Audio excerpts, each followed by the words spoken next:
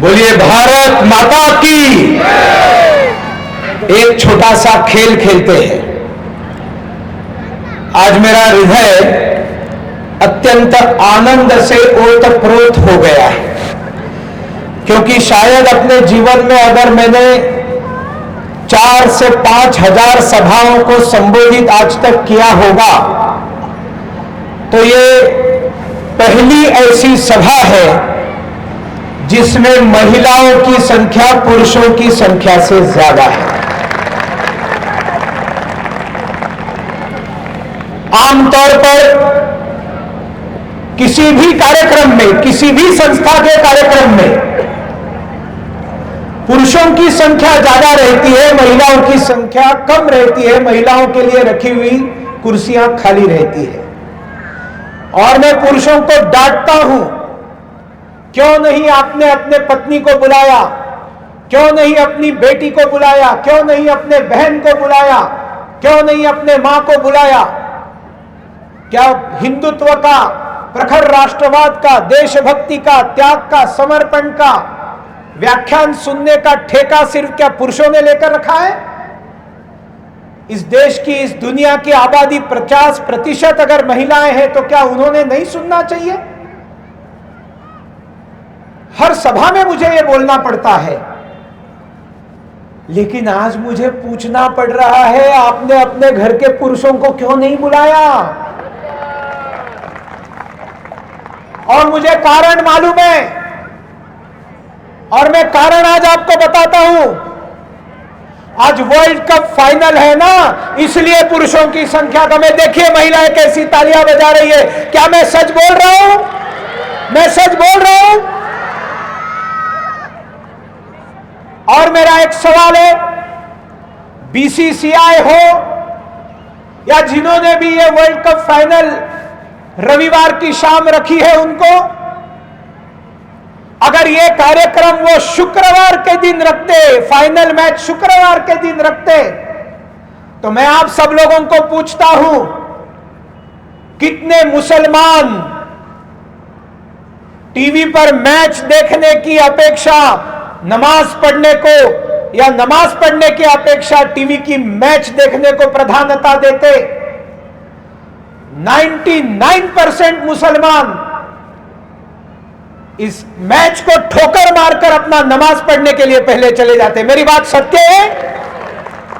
दाद दीजिए उनके मसीहा ने उनके लिए जो रास्ता दिखाया है, पूजा पद्धति दिखाया, उसके साथ उनका जो कमिटमेंट है, उसके प्रति जो प्रतिबद्धता है, सभी प्रकार के प्रलोभनों को ठोकर मारकर वो सिर्फ उनके पैगंबर साहब ने जो बताया है उसको करने के लिए तैयार रहते हैं। कहां है सब हिंदू मर्द? कहां है सब हिंदू युवा? कितने हिंदू युवा हैं जो कहेंगे नहीं देखेंगे मैच, हिंदू सम्मेलन है, हमारा कर्तव्य है, हम हिंदू सम्मेलन में जाएंगे?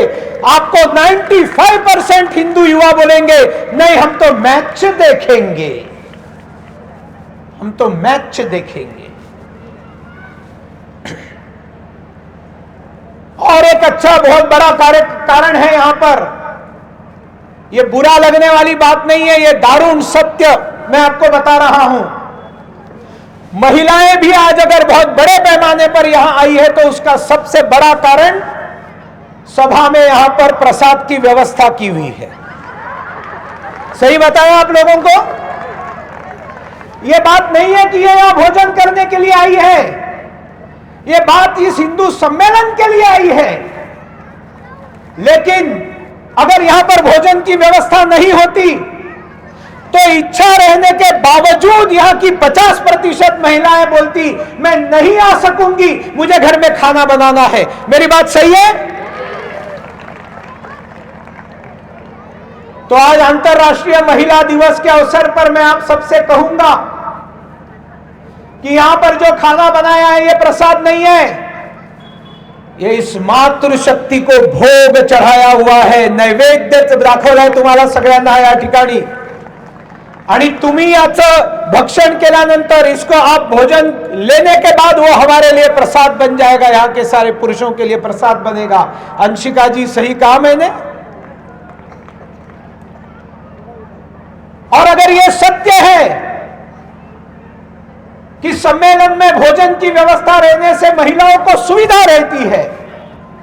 तो मैं देश के हर हिंदूवादी संगठन से निवेदन करूंगा कि शाम को अगर आप कार्यक्रम रखिएगा तो भोजन इसलिए अवश्य रखिएगा क्योंकि मातृशक्ति बड़ी से पैमाने में, बड़ी संख्या में आएगी, और मातृशक्ति आएगी तो यह देश हिंदू राष्ट्र था, है, रहेगा, लेकिन अपने तेजस्वी स्वरूप में खड़ा रहकर विश्व गुरु बनने के लिए समर्थ होगा अगर यह मातृशक्ति जागृत होगी।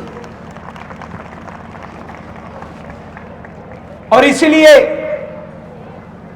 आज हम सब लोगों को मातृशक्ति के बारे में मेरी बहन अंशिका जी अत्यंत तेजस्वी शब्दों में दिए हुए 15 मिनट में अपना विषय रखा है, लेकिन आयोजकों को बताना चाहता हूं दिए हुए समय का पालन करने का अनुशासन मेरे अंदर बिल्कुल नहीं है। जितना बोलना है उतना बोले बगैर मैं मंच छोड़ता नहीं हूं। और वैसे भी आप वो मैच को छोड़कर आए हैं ना, तो जिस गली में तेरा घर न हो बालमा उस गली में हमें पैर रखना नहीं। आज मैं सावित्रीबाई फुले जी को याद करता हूं। आज मैं जिजा माता को याद करता हूं।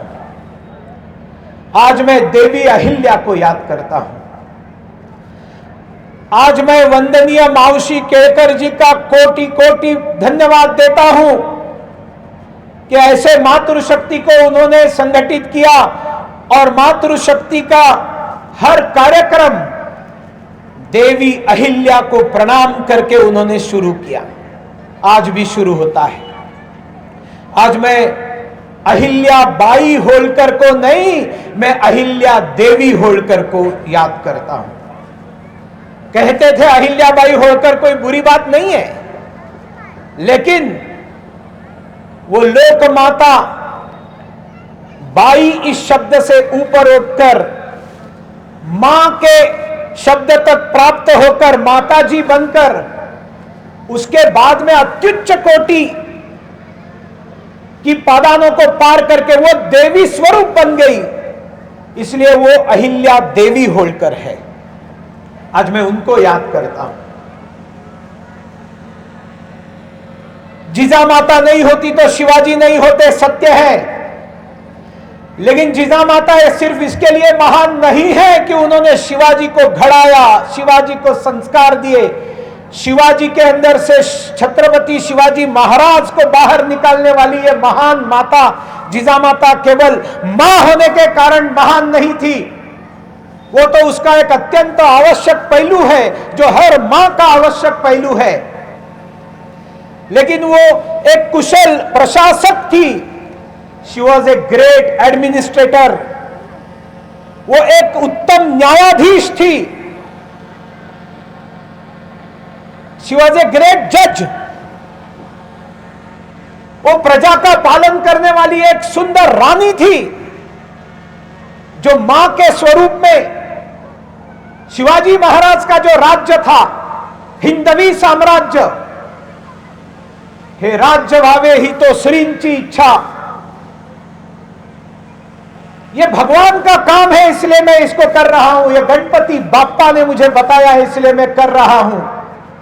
ये काम शुरू करने से पहले मैंने रोहिडेश्वर के शिवलिंग के ऊपर अपने उंगली को काटकर खून की धार पकड़कर खून का अभिषेक करके और सभी जाति के लोगों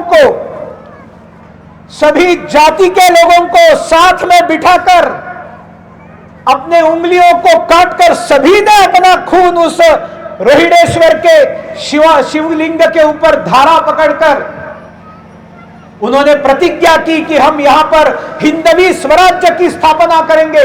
जब पूरे भारत में चारों तरफ मुसलमान राजाओं का अत्यंत पाशवी, अत्यंत घातक, अत्यंत क्रूर शासन चल रहा था, जिसमें कोई सुरक्षित नहीं था, तब शिवाजी महाराज ने कहा कि मैं हिंदवी स्वराज्य की स्थापना करूंगा। ये चेतना, ये ज्वाला निर्माण करने वाली माता जब भी अपना बेटा किसी भी सवारी पर चला जाता था, लड़ाई पर चला जाता था, मुहिम पर चला जाता था, राज्य का कारभार कौन देखता था? ये जिजा माता देखती थी। जिजा माता हॉर्स राइडिंग करती थी, जिजा माता तलवार लेकर लड़ने के लिए निकली थी। आज नारी शक्ति के नाते जिजा माता को सिर्फ मां के रूप में नहीं, एक योद्धा के रूप में, एक न्यायाधीश के रूप में, एक रानी के रूप में हमने याद करना चाहिए। देवी अहिल्या को भी उसी तरह से, और सावित्रीबाई फुले को भी। 200 साल पहले का जो भारत था उसमें महिलाओं को पढ़ने का अधिकार नहीं था। महिलाओं को अगर पढ़ने का अधिकार नहीं था तो उसके लिए हिंदू धर्म जिम्मेवार नहीं था। 1000 साल से चलती आ रही इस्लाम की गुलामी, इस्लाम ने महिलाओं को उनका अधिकार नाकारा था। इस्लाम ने बताया था कि दूसरी पूजा पद्धति को कि महिलाओं को लूट कर लाना, उन पर बलात्कार करना, उनको अपने जनाने में लाकर रखना, उनके खिलाफ जिहाद करना, उनकी पूजा पद्धति के अनुसार अत्यंत पवित्र काम है जो हर मोमिन को, हर इस्लाम को मानने वाले को करना ही है। जन्नत में स्पेशल सीट का रिजर्वेशन रखा है। अगर वो हिंदू महिला को भ्रष्ट करके उसको घर में आकर उसको कन्वर्ट करके मुसलमान बनाकर जनाने में रखता है, बच्चे पैदा करने का एक फैक्ट्री बनाता है, ये उनको बताया गया इसलिए वो करते थे। उनके डर के कारण हमारे देश के हिंदुओं ने बचपन में ही बेटी की शादी लगाना चालू किया। हमारे किसी भी धर्म के पुस्तक में बाल्यावस्था में विवाह को परमिशन नहीं है। यह इस्लाम के डर से हमारे अंदर कुप्रथा आई थी, गुलामी के समय आई हुई कुप्रथा है। बेटी को घर से बाहर नहीं निकलने देना, नहीं तो मुसलमान आकर उठाकर लेकर जाएगा, इसलिए स्कूल में ना भेजना। मुसलमान से छुपा कर रखना चाहिए, इसलिए घूंघट में रहो, पर्दे के अंदर रहो। यह पल्लू, पर्दा, घूंघट हिंदुओं के अंदर कभी भी नहीं था। आपने रामायण सीरियल देखे होगी, आपने महाभारत सीरियल देखी होगी, आपने चाणक्य सीरियल देखी होगी। रामायण महाभारत के समय में न कौशल्या ने कभी घूंघट लिया है, न सीता ने कभी घूंघट लिया है, न रावण की पत्नी मंदोदरी ने कभी घूंघट लिया है, न कुंती कभी पर्दे में है, न द्रौपदी कभी पर्दे में है, क्योंकि हमारे यहां पर्दा था ही नहीं। इस्लाम के आक्रमण के डर से, खूंखार राक्षसों के डर से सौंदर्य को छुपाकर रखने की कुरीति हमारे अंदर आई, वो उनके कारण आई। बाल्यावस्था में विवाह उनके कारण आया। पढ़ना नहीं, लिखना नहीं, घर में छुपाकर रख देना उनके कारण आया। लेकिन आया ना तो उसके पर सॉल्यूशन किसने दिया? सती प्रथा भी उनके कारण आई। जो महिलाएं अपने शील चरित्र से कोई भी कॉम्प्रोमाइज करने के लिए तैयार नहीं थी, उन महिलाओं ने खुद निर्णय लिया कि हम वहां पर जाकर उनके जनाने में भर्ती होने से अच्छा है हमारा पति गुजर गया, उसके साथ हम अपने जीवन को स्वाहा कर देंगे। वो उन्होंने लिया हुआ निर्णय था। उस निर्णय पर प्रश्न उठाने का अधिकार शबाना आजमी जैसी महिलाओं को नहीं है। वो उनका निर्णय था, वो महारानी पद्मिनी का निर्णय है। No one should dare question. महारानी पद्मिनी ने हजारों महिलाओं के साथ जोहार क्यों किया? पापात्मा अलाउद्दीन खिलजी से अपने चरित्र को बचाने के लिए किया है। लेकिन ये सारी कुरीतियां जो हमारे अंदर उनके कारण आई हुई है, इसको हमने ध्यान में रखना चाहिए। रात को शादियां धर्म सुसंगत नहीं है, लेकिन हमारे यहां पर पंजाब से लेकर बंगाल तक सारा उत्तर प्रदेश, बिहार रात के समय में विवाह क्यों करते हैं? क्योंकि शादी का पर्व दिन में होता था, सूर्य को साक्षी रहकर शादियां होती थी।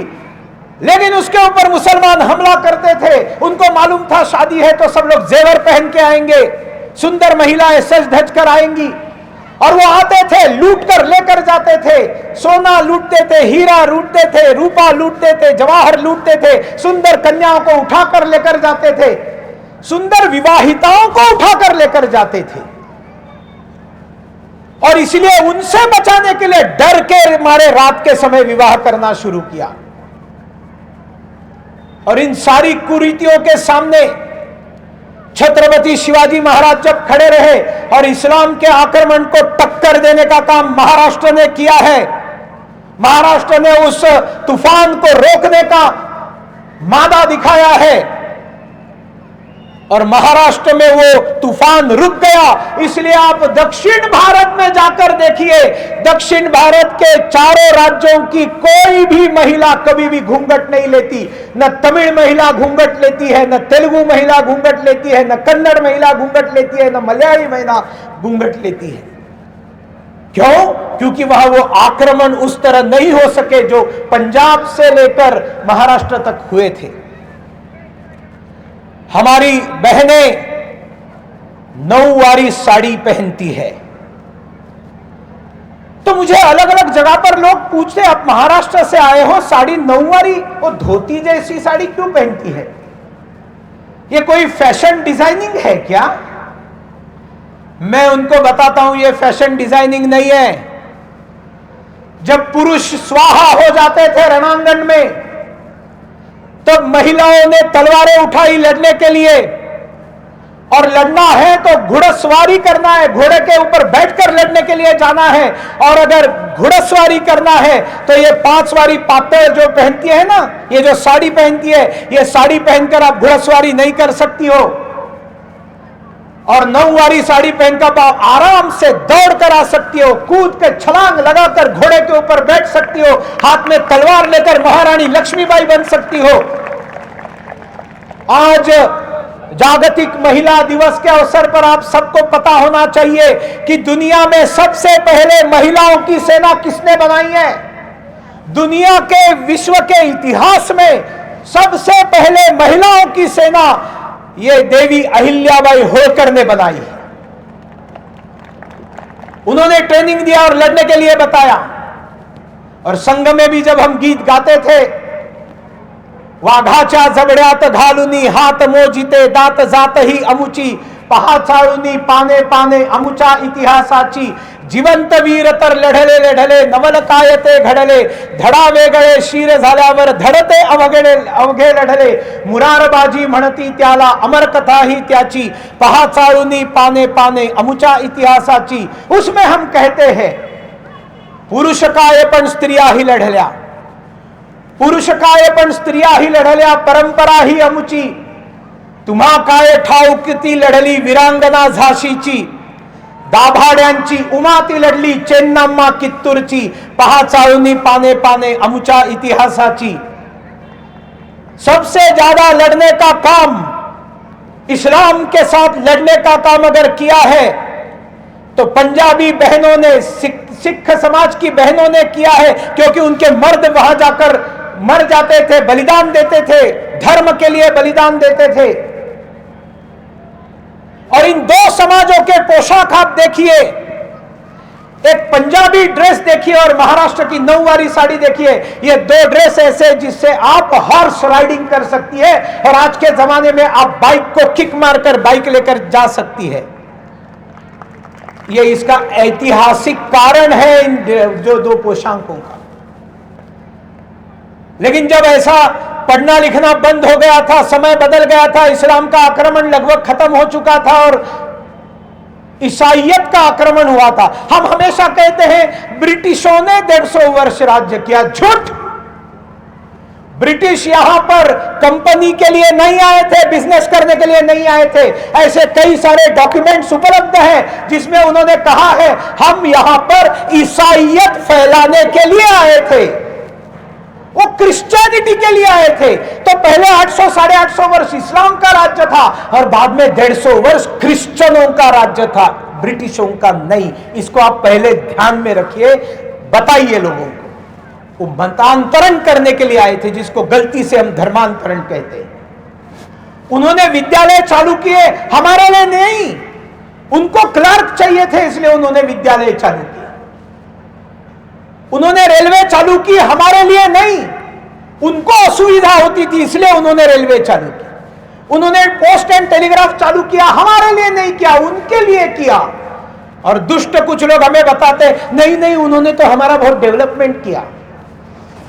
लड़कियों को शिक्षण उन्होंने नहीं चालू किया, महात्मा ज्योतिबा फुले ने सबसे पहले अपने पत्नी को पढ़ाया है। कोटि वंदन उस पुरुष के चरणों में है। और बाद में उन्होंने कहा अपने पत्नी को कि तुम बेटियों की स्कूल चालू करो, लड़कियों को पढ़ाना चालू करो। जब महात्मा ज्योतिबा फुले ने कहा कि स्कूल चालू करो, तो स्कूल के लिए जगह कौन देगा? महिलाओं को पढ़ाने का काम कौन करेगा? सावित्रीबाई पढ़ाने के लिए तैयार है, लेकिन वास्तु कहां है? पुणे के एक ब्राह्मण भिड़े परिवार ने अपना वाड़ा दे दिया है, यहां पर महिलाओं की स्कूल चालू करो। जाति के नाम पर भड़काने वालों, आपको मालूम रहना चाहिए, डॉक्टर बाबा साहेब अंबेडकर के साथ कई सारे ब्राह्मण उस समय के, कई सारे क्षत्रिय, कई सारे वैश्य लोग डॉक्टर बाबा साहेब अंबेडकर जी के साथ थे कि जो गलत हो रहा है वो गलत हो रहा है, हम उसका समर्थन नहीं करते, हम आपके साथ हैं। महात्मा ज्योतिबा फुले के साथ कई सारे ब्राह्मण थे। लोकमान्य तिलक और गोपाल कृष्ण आगरकर जब जेल में बंद थे, अंग्रेजों ने जेल में रखा था, उनकी जमानत करने का काम महात्मा ज्योतिबा फुले ने किया था। क्यों आप जाति जातियों के अंदर लड़ाकर हिंदू समाज को डिवाइड करने का पाप करते हो? और हिंदू क्यों उनकी बातों को सुनता है? जो ये सारी जो बातें मैं बता रहा हूं वो पढ़ता नहीं, पढ़ाता नहीं, बताता नहीं। नारी शक्ति ने आज सुनना चाहिए। स्कूल में पढ़ाने के लिए सावित्रीबाई जाती थी। उस समय के तथाकथित सनातनी धर्म को जिन्होंने खत्म करने का पाप किया, जाति के आधार पर पाप किया, ऐसे लोग सावित्रीबाई के ऊपर कीचड़ फेंका करते थे, गंदगी फेंका करते थे, सड़े हुए टमाटर फेंका करते थे। पूरी साड़ी गंदी होकर वो स्कूल पहुंची, स्कूल में पढ़ाया, बहुत रोई, पहले अपने आप को संभाला, बाद में बच्चियों को पढ़ाया, वापस घर आई, वापस उसके पीछे अपमानित करते हुए, ये अपने आप को सवर्ण होने का गर्व करने वाले जो दुष्ट थे, उन्होंने उनको अपमानित किया। घर में आकर रोई, महात्मा को कहा आपने तो बताया आप जाकर पढ़ाओ, लेकिन देखो क्या हुआ है। महात्मा कहता है हिम्मत न हारो सावित्री, कल वापस चली जाओ। और जाते समय अपनी थैली के अंदर एक नई साड़ी डालकर चली जाओ। और जब तुम पढ़ाने के लिए जाओगी, तुम्हारे ऊपर फिर कीचड़ फेंकेंगे, फिर तुम्हारे ऊपर गोबर फेंकेंगे, फिर तुम्हारे ऊपर कचरा फेंका जाएगा। कुछ जवाब मत देना, झेलते झेलते चली जाना। स्कूल में जाने के बाद साड़ी बदल देना, जो दूसरी साड़ी तुमने ली है वो साड़ी पहनना, बच्चियों को पढ़ाना, और वहां से घर आने से पहले फिर एक बार साड़ी चेंज करना, उस अच्छी साड़ी को वापस झोली में रखना, और वो सुबह जो कचरा डाली हुई जो साड़ी है उसको वापस पहनकर वहां से वापस घर चले आना। Can you imagine? आप कल्पना कर सकते हैं उस परिवार का त्याग इस देश की बेटियों को पढ़ाने के लिए? क्या महात्मा बता नहीं सकते थे कि तुम अपने झोलियों में पत्थर लेकर जाओ, तू शक्ति का रूप है, तुम छुरी लेकर जाओ, तलवार लेकर जाओ, पत्थर मारने वाले के हाथ तोड़ दो? महात्मा ने ये नहीं कहा, इसलिए वो महात्मा है। वो जानते थे ये हमारा ही समाज है, ये हमारा समाज गलती करता है, तो उसके ऊपर प्रतिशोध लेना, बदला लेना, ये नहीं, उनको अपने आचार विचार व्यवहार से सिखाना ये हमारा कर्तव्य है। इसलिए आज सारे भारतवर्ष के तमिलनाडु से लेकर कन्याकुमारी से लेकर आप कश्मीर तक चले जाइए, नॉर्थ ईस्ट में चले जाइए और गुजरात राजस्थान में चले जाइए, सभी देहातों में आपको महात्मा ज्योतिबा फुले और सावित्रीबाई फुले के पुतले देखने को मिलते हैं। नफरत के आधार पर नहीं, प्रेम के आधार। साथियों, ये सावित्रीबाई ने पढ़ाना चालू किया, लेकिन मैंने आपको बताया कि वो हमारे धर्म के कारण नहीं हुआ है, इस्लाम के आक्रमण का परिपाक था। क्योंकि आपको एक शब्द आपने, अंशिका जी अपने भाषण में कहा ऋषिकाएं, मतलब जो ऋषि है ये पुल्लिंगी शब्द है, तो ऋषिका ये स्त्रीलिंगी शब्द है। ऋग्वेद है, उस ऋग्वेद में लगभग 27 ऋषिकाओं ने ऋग्वेद में लेखन किया हुआ है। और ऋग्वेद क्या है? दुनिया का सबसे पहला पुस्तक है। ऋग्वेद से पहले इस दुनिया में कोई पुस्तक प्रकाशित नहीं हुआ है। और सबसे पहला लिखा हुआ पुस्तक जो है, उस पुस्तक में 27 महिलाओं ने अपने श्लोक दिए हैं, तत्व ज्ञान दिया है। भारत की महिलाएं पढ़ती थी, भारत की महिलाएं पढ़ाती थी, भारत की महिलाएं गार्गियां हुआ करती थी, जो शास्त्रार्थ में जाती थी और बहुत बड़े बड़े ऋषि मुनियों को वो उनकी परीक्षा लेकर वो सर्टिफाई करती थी कि हाँ याज्ञवल्क्य जी आप पास हो गए, परीक्षा को लेकर जाइए गौओं को, आपने प्रश्नों का सटीक उत्तर दिया। न्याय किसने दिया? गार्गी ने दिया है, महिला है। हमारे देश में महिलाएं, रामायण तो आप पढ़ती हो, आपको कैकेयी मालूम है, कैकेयी पर आप सबका गुस्सा है, मैं समझ सकता हूं कि उसके कारण प्रभु रामचंद्र जी को वनवास में जाना पड़ा, इसलिए गुस्सा है। और ये गुस्सा इतना है कि रामायण को अगर 10,000 साल होकर गए हैं, तो 10,000 वर्षों में भारत में किसी भी मां बाप ने, हिंदू माता पिता ने अपने बेटी का नाम कैकेयी नहीं रखा है। इतना गुस्सा है उसके ऊपर। लेकिन आपको हजारों बेटियां उसी रामायण के शबरी के नाम से मिलेगी, जो एक जनजाति महिला थी। आजकल की टर्मिनोलॉजी में उसको आप आदिवासी बोल सकते हैं, लेकिन वो जनजाति महिला थी, वो अंध थी, दृष्टि दिव्यांग थी, वो बुजुर्ग महिला थी। और प्रभु रामचंद्र का प्रतीक्षा करते करते कि वो आएंगे मेरे पास, मेरे राम आएंगे। कोई व्हाट्सएप लोकेशन नहीं, कोई गूगल लोकेशन नहीं, कोई मैसेजिंग सिस्टम नहीं, कोई कॉल करने की पद्धति नहीं, लेकिन प्रभु रामचंद्र जी मेरे घर आएंगे। कैसे पता चला शबरी माता को? प्रभु रामचंद्र जी को कैसे पता चला यहां शबरी रहती है, मेरी प्रतीक्षा कर रही है? यह अंतरात्मा का संवाद है, यह आध्यात्मिक संवाद है, आध्यात्मिक शक्ति है। और चखे हुए जूठे बेर वो शबरी देती है, और सामाजिक समरसता का भारत का सबसे पहला संदेश प्रभु रामचंद्र जी देते हैं।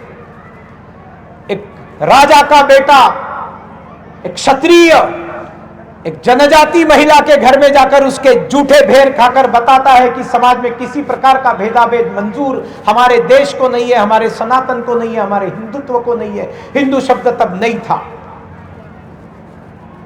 लेकिन उसी कैकेयी को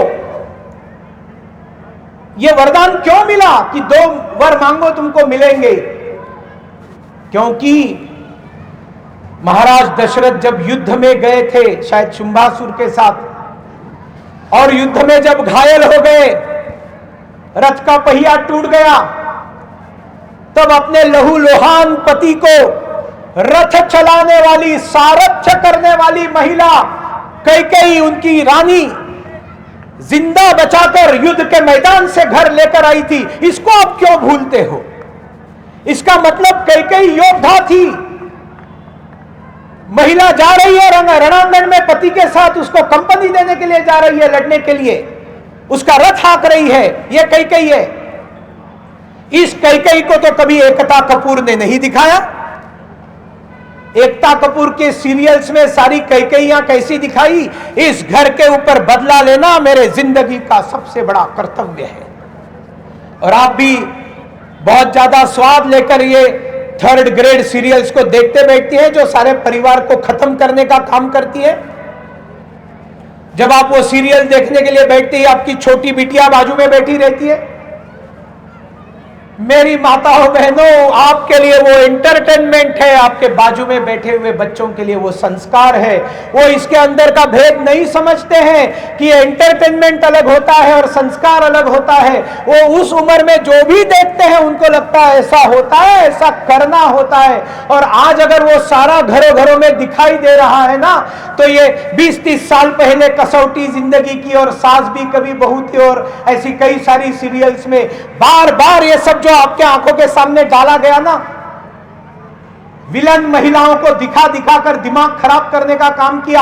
आपने तो एंटरटेनमेंट ले लिया और छोड़ दिया, आपके बाजू में बैठी हुई बच्चियों ने उसको संस्कार ले लिया और आज व्यवहार में लाने का काम करती है। कुछ अंश में उनका योगदान है, इसको आप नकार नहीं सकते। मैंने सही बताया? ये महिलाओं की तालियां मेरी बात को एंडोर्स कर रही है।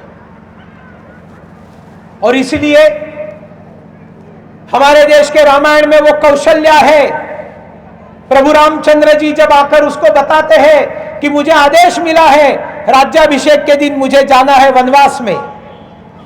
कौशल्या पूछती है, यह आदेश तुमको किसने दिया है? प्रभु रामचंद्र जी बताते हैं, महाराजा दशरथ ने दिया है। तो कौशल्या जी कहती है, सिर्फ महाराजा दशरथ का आदेश है तो बताओ, मैं जाकर वो आदेश बदल के आती हूं और निर्णय को पलट कर आती हूं। क्या वो आदेश तुम्हारी मां ने भी दिया है? तो प्रभु रामचंद्र जी बताते हैं, हां, वो आदेश महाराजा दशरथ जो मेरे पिता स्वरूप है और कैकेयी माता है, उन दोनों ने मिलकर दिया है। तो ये मां कौशल्या कहती है, अगर ये आदेश माता ने दिया हुआ है तो तुमको उस आदेश का पालन करना चाहिए। ये हमारे देश की माता कौशल्या है। उसी समय जब वनवास में जाने के लिए प्रभु रामचंद्र निकलते, तब सीता माता कहते हैं कि आप नहीं जाएंगे अकेले, मैं चलूंगी आपके साथ। एकता कपूर की सीरियल्स ऐसी महिलाएं नहीं दिखाएंगी। सिर्फ एकता कपूर नहीं, और बहुत सारी सीरियल्स ऐसी सीरियल्स आजकल बताती है। सीता कहती है, सीता माता, जहां प्रभु रामचंद्र वहां पर मैं अर्धांगिनी हूं। हमारे देश में महिलाओं को 50% का रिजर्वेशन हमारे देश में निर्मित के साथ दिया हुआ है। ब्रह्मा ने जब वो अकेले थे, उन्होंने कहा अकेले में मन रमता नहीं है, दो होने चाहिए। और ब्रह्मा के शरीर के दो हिस्से हो गए, एक हिस्सा पुरुष और एक हिस्सा स्त्री। हमारे देश में 50-50 का 50% का जो वादा है, 50% का जो विभाजन है, स्त्री के निर्मित के साथ ही हुआ है। ये ईसाईयत, इस्लाम, जुडाइज्म जैसा नहीं है कि आदम अकेला था और वो बहुत एंटरटेनमेंट चाह रहा था, उसको अकेलापन सता रहा था, इसलिए उसने अब एक हड्डी निकाली, पसली निकाली और उस पतली से एक जिसमें आत्मा नहीं है ऐसे महिला का निर्माण किया। वो उसके एंटरटेनमेंट की चीज थी। और उसके बाद में वो सेव खाया वगैरह, ढकोसला, सब मैं बाद में बोलूंगा कभी। लेकिन आपको ये पता होना चाहिए कि ईसाईयत ने महिलाओं को हमेशा एक ऐसी चीज माना, इस्लाम ने महिलाओं को ऐसी चीज माना कि ये पुरुष का दिमाग खराब करती है, उसका धर्म भ्रष्ट करने वाली, इसके अंदर आत्मा नहीं है। और इसलिए हजारों लाखों महिलाओं की एक जमाने में ईसाईयत ने क्रूरता से हत्या कर दी है, चुड़ैल बोलकर हत्या कर दी। भारत ने नहीं की, भारत ने नहीं की। 50% का, और सिर्फ 50% नहीं, हमारे यहां पुरुष और स्त्री समान नहीं है। हमारे यहां पर स्त्री बड़ी है, पुरुष छोटा है। आज नारी दिवस के दिन आप इस बात को समझ लीजिए, हमारा 50% नहीं है। हमारे यहां पर मां बड़ी है, महिला बड़ी है, पुरुष से महिला बड़ी है। गणपति बाप्पा की आरती करते हो ना आप लोग, क्या बोलते हो? त्वमेव माता च पिता त्वमेव। जरा इंग्लिश में ट्रांसलेट करूंगा तो आपको समझ में आ जाएगा। त्वमेव माता च पिता त्वमेव मतलब you are my mother and also my father. तुम मेरे पिता भी हो, दूसरे दर्जे का स्थान है। तुम माता हो और पिता हो नहीं है, तुम माता हो और पिता भी हो। जब मां बाप का बेटा सन्यासी बन जाता है, सन्यासी का वस्त्र पहन लेता है, और जब घर आता है, क्यों सन्यासी महोदय, वो अपने मां के चरण छूता है, लेकिन वो अपने पिता के चरण नहीं छूता है। बेटा अगर सन्यासी बन जाता है तो पिता उस बेटे के चरण छूता है, बेटा अपनी मां के चरण छूता है और पिता अपने बेटे के चरण छूता है। यह मां का महत्व है, मां बड़ी है, मां पहले है, लेडीज फर्स्ट।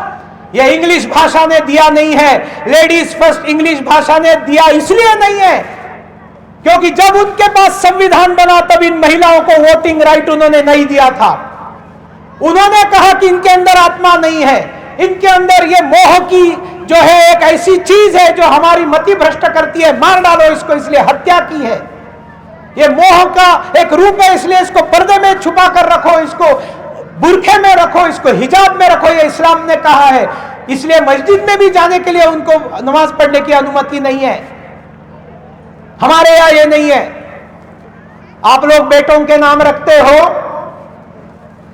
बेटे का नाम आप रखते हो जानकी वल्लभ, बेटे का नाम आप रखते हो लक्ष्मी नारायण, बेटे का नाम आप रखते हो राधे श्याम, बेटे का नाम रखते हो आप सीताराम।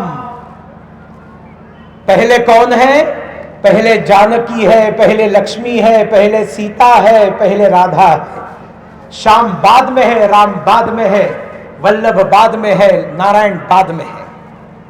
लेडीज फर्स्ट किसने कहा है? हिंदुओं ने कहा है, सनातन ने कहा है, भारत ने कहा है। उस भारत ने कहा है जिसको हमने माता के रूप में रखा है, यहां पर आपके सामने प्रस्तुत है, पिता के रूप में नहीं है। क्योंकि वेदों ने हमको कहा माता भूमि ही पुत्रो हम पृथिव्याम, ये भूमि हमारी मां है, हम इसके बेटे हैं। हम गंगा माता कहते हैं, हम नदी को माता कहते हैं, हम गाय को माता कहते हैं, हम भूमि को माता कहते हैं। मालूम है क्यों? आपको वामपंथी कामरेड पूछेंगे क्या है मां क्यों बोलना, भारत माता क्यों बोलना, गाय को माता क्यों बोलना? मैं बताता हूं क्यों बोलना। बताइए सबको जब कोई बुद्धि भेद करने का प्रयास करता है। आप बताइए कि सबसे बड़ा मां का रूप है, कोई ना नहीं बोल सकता।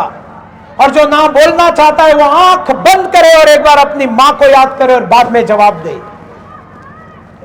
घर में सबसे पहले जो जगती है और सबसे आखिर में जो सोती है, जो सबके लिए भोजन बनाती है लेकिन सबसे आखिर में जो खाती है। पति ने अगर घर चलाने के लिए पैसा दिया, अगर दिया, तो घर के ऊपर होने वाले खर्चे का सबसे आखिरी रुपया अगर खर्चा करती है तो खुद पर करती है, नहीं तो नहीं करती है, परिवार के ऊपर लुटा देती है। ये माता त्याग की एक साक्षात मूर्ति है, दया की एक साक्षात मूर्ति है, तपस्या की मूर्ति है, क्षमा की मूर्ति है, त्याग की मूर्ति है, शांति की मूर्ति है। और ऐसी माता के प्रति कृतज्ञता का भाव आता है, ग्रेटफुलनेस आता है। उस माता के प्रति आपके मन में कृतज्ञता आती है और इसलिए कृतज्ञता किसी के प्रति व्यक्त करनी है तो उसके लिए सबसे बड़ा आदर्श कौन है? मां है। क्योंकि मां मतलब कृतज्ञता, मां मतलब ग्रेटिट्यूड, मां मतलब ग्रेटफुलनेस। और फिर जब भूमि के कारण वो धारिणी है, उसके कारण वो धर के रखती है, वो हमको खेत खलिहान देती है, उसके ऊपर हम घर खड़ा करते हैं, उसको पीड़ाएं देती है लेकिन वो हमें सुख देती है, वो धारिणी है, उसके प्रति कृतज्ञता रखनी है। कृतज्ञता का दूसरा शब्द मां है और इसलिए धरती मां है। नदी नहीं है तो हमारा जीवन संभव नहीं है, इसलिए पानी का दूसरा पर्यायी संस्कृत शब्द जीवन है। और इसलिए वो नदी है, इसलिए अगर हम हैं, उसके प्रति कृतज्ञता है तो कृतज्ञता का दूसरा नाम मां है। इसलिए गंगा माता है, गौ माता है, गोदावरी माता है, कृष्णा माता है, तुंगभद्रा माता है, हजारों माताएं हमारे देश में है। और गंगा का तो इतना प्रेम है हमारे देश में, हर नदी को कहते हैं कि यह गांव की गंगा है। तमिलनाडु के मुख्यमंत्री का बेटा सनातन को खत्म करने के लिए निकला है। उसको एक सवाल पूछो, जो भाषा के नाम पर, जो समाज के नाम पर, जो झूठ के नाम पर देश को तोड़ना चाहता है, देश को विभाजित करना चाहता है, सनातन को खत्म करने की बात कहता है, उसको पूछो तमिलनाडु में लाखों महिलाओं का नाम आज तक गंगा क्यों रखा गया? जो गंगा वहां से 3000 किलोमीटर दूरी पर बहती है, उस गंगा का नाम आप तमिलनाडु के लाखों महिलाओं को पूरा इतिहास निकाल कर देखिए, गंगा नाम बेटी का रखा हुआ है। तुम क्या सनातन को निकाल डालोगे? क्या गंगा नाम निकाल डालोगे? अभी की बच्चियों का तो जबरदस्ती निकाल भी सकते हो, इतिहास को तो तुम नहीं बदल सकते। इसलिए गंगा माता है, इसलिए नदी हमारी माता है, इसलिए गाय हमारी माता है, क्योंकि हमारा देश हजारों वर्षों से कृषि पर आधारित, गौ माता के ऊपर आधारित अपना जीवन जीता आ रहा है। उनके कारण हमारी खेती होती है, उनके कारण हमारे बच्चों का संगोपन होता है, उनके दिए हुए गोबर जैसे अत्यंत उत्कृष्ट ऐसे एक सुंदर गोबर के कारण जब घर में पूरा हम उसको लीपते हैं, तब ठंड के दिनों में हमारा घर अंदर से उबदार रहता है, गर्म रहता है, और गर्मी के दिन में वो घर अंदर ठंडा रहता है। ये चमत्कार गोबर से लिपे हुए घर के अंदर आप अनुभव कर सकते हैं। वो दैवी सामर्थ्य उस गोबर में है, उस गोमूत्र में दैवी सामर्थ्य है। दूध देना बंद करने के बाद भी गाय कुछ ना कुछ देती रहती है, उसके प्रति कृतज्ञता है, और कृतज्ञता का दूसरा नाम मां है। इसलिए गंगा माता है, इसलिए धरती माता है, इसलिए गौ माता है। अब आया समझ में? अब बताइए, जब कोई पूछेगा मां क्यों बोलना है गाय को, क्यों बोलना है वंदे मातरम, बताइए। और फिर आगे जाकर धन्यवाद दीजिए नरेंद्र मोदी जी को, जिन्होंने इस वंदे मातरम को, संपूर्ण वंदे मातरम को उन्होंने अनिवार्य कर दिया है, उसको पहला दर्जा दिया है राष्ट्रगीत का।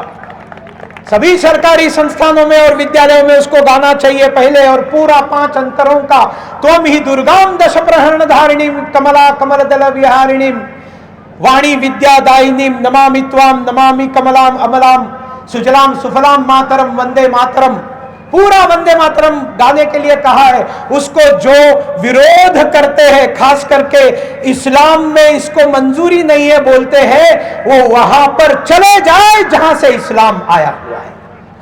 भारत में यदि रहना होगा, वंदे मातरम कहना होगा। मेरी बात सही है? मेरी बात सही है? किसी को डर लगता है इधर ये पूरा है वो उधर पूरा है उससे?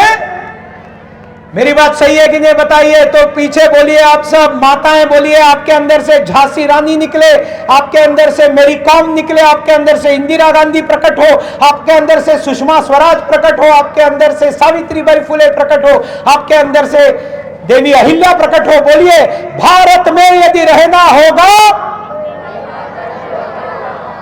वंदे मातरम कहना होगा। भारत में यदि रहना होगा, वंदे मातरम कहना होगा। ये कौन से दिन? जागतिक महिला दिवस, क्योंकि वंदे मातरम, माता को वंदना, ये महिला का सम्मान दिखाने वाली चीज है। साथियों, महाभारत में द्रौपदी है। द्रौपदी को जब दांव पे लगाकर कौरव जीतते हैं, तब सभा में खड़ी रहकर द्रौपदी सवाल पूछते हैं, क्या मुझे धर्म के अनुसार जीता गया है? ये जो हुआ है इसमें धर्म को मंजूरी है, धर्म को मान्य है? ये सब लोग चुप बैठे हुए हैं, और जाकर बताते हैं वामपंथी लोग, जाकर बताते हैं ईसाई मिशनरी, जाकर बताते हैं इस्लाम में कन्वर्ट करने वाले हिंदुओं को, हमारे हिंदू युवाओं को, देखो हरिश्चंद्र ने तारामती को बेचा, देखो पांडवों ने अपनी पत्नी को दांव पर लगाया, देखो राम ने अपने सीता को घर से बाहर निकाला। ये कैसे ही महिलाओं के खिलाफ काम करने वाले राजा थे? उनको मालूम रहना चाहिए, जिस तरह से तारामती को दांव पे लगाया है, राजा हरिश्चंद्र ने पहले खुद को दांव पर लगाया है। जिस तरह से पांडवों ने द्रौपदी पर दांव लगाया है, उससे पहले वो स्वयं दांव पर लगकर हारे हुए हैं। और उस द्यूत में जाने के लिए उनकी मंजूरी नहीं है, उनको फंसाया गया है उसके अंदर आने के लिए, खेलने के लिए। वो तैयार नहीं थे द्यूत खेलने के लिए। तो पितामह भीष्म कहते हैं कि देखो द्रौपदी, धर्म की व्याख्या बहुत बड़ी है, मैं कैसे तुमको बताऊं। मतलब द्रौपदी के प्रश्न का धर्म ने जवाब ने भी पितामह भीष्म ने जवाब नहीं दिया। और उसके बाद में जब छोड़कर आना पड़ा, तब जंगल में, वनों में, वनवास में 5 पांडव बैठे हुए थे, माता कुंती बैठी हुई थी और मधुसूदन वहां पर थे, भगवान कृष्ण। तब द्रौपदी पूछती है बदला लेने के लिए तैयार हो? उससे पहले जिस सभा में द्रौपदी को अपमानित किया जाता है, उसमें 4 संस्कृत के वाक्य है जो आज पार्लियामेंट के अंदर लिखे हुए हैं। मैं उसको हिंदी में आपको उसके अर्थ बताता हूं। द्रौपदी का श्लोक जो पार्लियामेंट में लिखा गया है, भाजपा आने के बाद नहीं लिखा गया है, पहले से लिखा गया है। वो श्लोक का अर्थ है, वो सभा सभा नहीं जिसमें वृद्ध ना हो।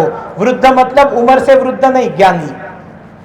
वो सभा सभा नहीं जिसमें वृद्ध ना हो, वो वृद्ध वृद्ध नहीं जिसमें धर्म ना हो, वो धर्म धर्म नहीं जिसमें सत्य ना हो, और वो सत्य सत्य नहीं जिसमें छल हो। मुझे छल से यहां पर जीता गया है, इसलिए मैं इसका धिक्कार करती हूं। और जब कहती है बदला लेने के लिए कौन तैयार है? 5 पति बदला लेने के लिए तैयार नहीं है। मनमोहन, मधुसूदन, भगवान कृष्ण भी बदला लेने के लिए तैयार नहीं है। तब द्रौपदी सबको कहती है कि मैं तुम सबको नकारती हूं, आप लोग मेरे पति नहीं हो, कृष्ण तुम मेरे भाई नहीं हो, मैं अपने पिता को पिता नहीं मानती। तब कृष्ण कहता है कि इतना नाराज मत होना, मैं देखता हूं तुम्हारा प्रतिशोध लिया जाएगा, तुम फिर एक बार महारानी बनोगी। एक भगवान कृष्ण ने वादा किया और उसके बाद में वो सारा समर हुआ है। साथियों, हर काल में महिलाएं महान रही है। सिर्फ महिलाओं को अगर बोलना है तो बहुत लंबी बातें बोल सकता हूं, लेकिन इतना जरूर ध्यान में रखिए कि हमारे यहां पहले मां है और उसके बाद में पिता है। अमिताभ बच्चन जी भी समझे इस बात को। कौन बनेगा करोड़पति में शुरू में आकर कहते हैं, देवी और सज्जनों बैठे रहिए, मैं तुरंत आ रहा हूं। ये देश देवी और सज्जनों का देश नहीं है, ये स्वामी विवेकानंद जी ने शिकागो में जाकर बताया था आपको। बहनों और भाइयों का देश है, देवी और सज्जनों का नहीं, बहनों और भाइयों का। मातृवत परदारेषु, दूसरे की पत्नी ये मेरी मां है। और इसलिए इतिहास में ऐसी कई घटना है। औरंगजेब का बेटा दूसरा अकबर बगावत करके चला गया और अपनी पत्नी और बेटी को दुर्गादास राठौड़ के पास छोड़कर ईरान चला गया और बहुत वर्षों के बाद वहां मर गया। तब औरंगजेब ने ये अपने बेटे की पत्नी और बेटी, मतलब अपनी बहू और अपनी पोती को वापस बुलाया। दुर्गादास राठौड़ को पत्र लिखकर कहा, क्या मेरी बहू और पोती को तुम लौटाओगे? दुर्गादास राठौड़ ने उसको वापस भेज दिया। तब औरंगजेब पूछता है अपनी छोटी सी पोती को कि उस नालायक ने, उस काफिर ने तुम्हारे साथ कैसा व्यवहार किया? भद्र व्यवहार किया ना, गंदा व्यवहार किया ना? तब वो पोती कहती है औरंगजेब की, हमने तो उनको देखा ही नहीं कभी, हमने केवल उनकी आवाज सुनी। वो जब भी आते थे हमारा हाल समाचार लेने के लिए, तब एक पर्दा रहता था, हमें सिर्फ उनके चरण दिखाई देते थे, उनका चेहरा नहीं दिखाई देता था। वो हमारा चेहरा कभी भी नहीं देखे। वो हालचाल पूछते थे, तुम्हारा खाना ठीक से चल रहा है कि नहीं, तुम्हारा स्वास्थ्य ठीक है कि नहीं, पूछकर चले जाते थे। आज तक हमने उनका चेहरा नहीं देखा। उनको कुरान पढ़ाने के लिए मौलवी रखने का काम दुर्गादास राठौड़ ने किया है। और कुरान पढ़कर वो आई हुई बेटी कहती है, पोती कहती है, बहू कहती है कि हमको हमारे अपने बेटी की तरह पोती के रखा, दुर्गादास राठौड़ ने रखा। ये हिंदुत्व है, ये भारत है, ये हमारी संस्कृति है, हमारी सभ्यता है। और दूसरी तरफ औरंगजेब है जो अपने पिता को जेल में डालकर रखता है और अपने भाई का सर कटाकर दारा शुकों का उसको तवक में रखकर उसके ऊपर झालर डालकर पेश करता है नजराना। शाहजहां खुश होता है कि मेरे बेटे ने कुछ भेजा है, और जब उठाकर देखता है अपने बड़े लाडले प्यारे बेटे का, संस्कृत पंडित बेटे का, ज्ञानी बेटे का सर धड़ से जुदा करके, सर तन से जुदा करके सामने रखा है, पागलों की तरह रोता है, आक्रोश करता है। भयंकर गर्मी जो आज भी उत्तर प्रदेश में, आगरा में आपको देखने को मिलेगी। दिन में 1 सुराही पानी अपने पिता को देता है, दिन में 1 सुराही पानी। और जब अपना बाप अपने बेटे को पत्र लिखता है कि मुझे 2 सुराही पानी पिलाओ, बहुत गर्मी है, औरंगजेब मना करता है, अपने पिता को पानी नहीं देता। अरे हम लोग तो पिता स्वर्गवासी होने के बाद उनके मृतदेह के मुंह में पानी डालने वाली संस्कृति है हमारी भारत में। आपकी हमारी तुलना हो ही नहीं सकती, आप किसी के तुलना के लायक नहीं हो। आपका चरित्र वैसा है, हमारा चरित्र ऐसा नहीं है।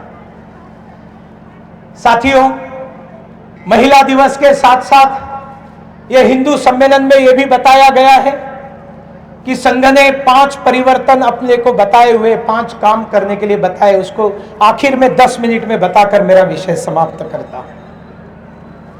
आज मैं गर्व करता हूं कि मैं उस शहर में आया हूं, जो शहर, जिस शहर की मिट्टी सारी दुनिया में जो आज हिंदुत्व की जागृति हुई है, उस जागृति करने वाले महान संगठन राष्ट्रीय स्वयंसेवक संघ की जन्मभूमि है। ये नागपुर को मैं कोटि कोटि प्रणाम करता हूं। इस नागपुर की मिट्टी को मैं कोटि कोटि प्रणाम इसलिए भी करता हूं कि संघ निर्माता पूजनीय डॉक्टर केशव बलिराम हेडगेवार, आद्य सरसंघ चालक, उन्होंने संघ की स्थापना यहीं पर की। और उन्होंने कहा कि हिंदू समाज आत्मविस्मृत हो गया है, मतलब वो स्वबोध भूल गया है, मैं क्या हूं वो भूल गया है। जवाहरलाल नेहरू के पिता मोतीलाल नेहरू एक जगह पर कागज पर लिखते हैं, होटल में एंट्री करते समय सामने वाला लिखता है रिलीजन की जगह पर हिंदू, जवाहरलाल नेहरू के पिता उसको मिटाकर कहते हैं, call me A donkey but don't call मी हिंदू, मुझे आप गधा कहिए लेकिन हिंदू मत कहिए। जवाहरलाल नेहरू जी ने किसी जगह पर कहा है कि मेरा जन्म मुसलमानों के बीच हुआ, मेरी शिक्षा दीक्षा ईसाइयों के बीच हुई, और मैं एक्सीडेंटली हिंदुओं के घर में पैदा हो गया। I am born in Muslims, got educated in Christians, and I am accidentally born in Hindu family. मेरी परवरिश मुसलमानों में हुई, शिक्षा दीक्षा अंग्रेजों में हुई, ईसाइयों में हुई, और मैं अपघात से हिंदू के घर में जन्म लिया। जन्म लेने का अपघात क्या है आप लोगों को तो मालूम है, मैंने बताने की जरूरत नहीं, सब मैच्योर लोग बैठे हुए हैं। कूली फिल्म में अच्छा गाना बताया है, ये एक्सीडेंट क्या होता है, न तूने सिग्नल देखा न मैंने सिग्नल देखा, एक्सीडेंट हो गया रब्बा रब्बा। अपने जन्म को एक्सीडेंटल बर्थ हिंदू में होना, इतनी निकृष्टता की बात बोलने वाले पंडित जवाहरलाल नेहरू, हमारे देश के पहले प्रधानमंत्री, उनकी सारी शिक्षा Johnny Johnny yes papa, eating sugar no papa. London bridge fall down, London bridge fall down, पडला मेला लंडनचा ब्रिज, तुमचं काय गेलं का त्याच्या खाली? आप क्यों यहां परेशान हो? Jack and Jill went up the hill to fetch a pail of water. अरे बाबा, स्वबोध लाइए अपने मन में, आप हिंदू हो, इसको उठकर चिल्ला चिल्ला कर बताइए। हिंदू बोलने से कोई कुछ बोलेगा, इसलिए पर्याय सनातन शब्द मत ढूंढिए। आप सनातन बोलते रहेंगे तो भी आपके साथ वही व्यवहार होगा जो हिंदू बोलने के साथ होता था। आज लोग बहुत ज्यादा सनातन बोलना पसंद करते हैं, क्योंकि हिंदू बोलने से थोड़ा सा ऐसे लगता है कुछ नहीं। फिर एक बार डॉक्टर हेडगेवार जी का वो तेजस्वी विधान हमारे अंदर से बाहर निकले। जब नागपुर में उनको किसी ने बैठक में पूछा कौन कहता है ये हिंदू राष्ट्र है, तब डॉक्टर केशव बलिराम हेडगेवार कहते हैं, मी केशव बलिराम हेडगेवार म्हणतो होय हे हिंदू राष्ट्र आहे। और हमने ये इस सेंटेंस के लाखों स्टिकर्स लगाकर घर घर में लगाए हुए हैं, चिपकाए हुए, आज भी देखने को मिलते वो स्टिकर्स। हम हिंदू हैं उसका गर्व रखिए। अपने सारे परिवार को बनाने का काम मैं पुरुषों से निवेदन करता हूं, मैं महिलाओं से भी निवेदन करता हूं, कभी भी इंग्लिश में बात करते हुए भी अपने आप को वाइफ मत की कहिए। आप अपने आप को वाइफ मत कहिए, आप अपने आप को हाउस वाइफ मत कहिए। इंग्लिश बोलने का शौक चल रहा है तो बोलिए I am home maker not house wife. और कभी अपने आप को इंग्लिश में पत्नी ने आप कभी इंग्लिश में अपना परिचय आई एम हिज वाइफ नहीं, आई एम हिज पत्नी, आई एम हिज धर्म पत्नी, उसका अनुवाद नहीं हो सकता। इंग्लिश भाषा में वाइफ शब्द के बहुत सारे अर्थ है, उसमें मिडवाइफ है, हाउसवाइफ है। इतनी सारी वाइफ्स रखना परवड़ने वाला नहीं है आप लोगों को।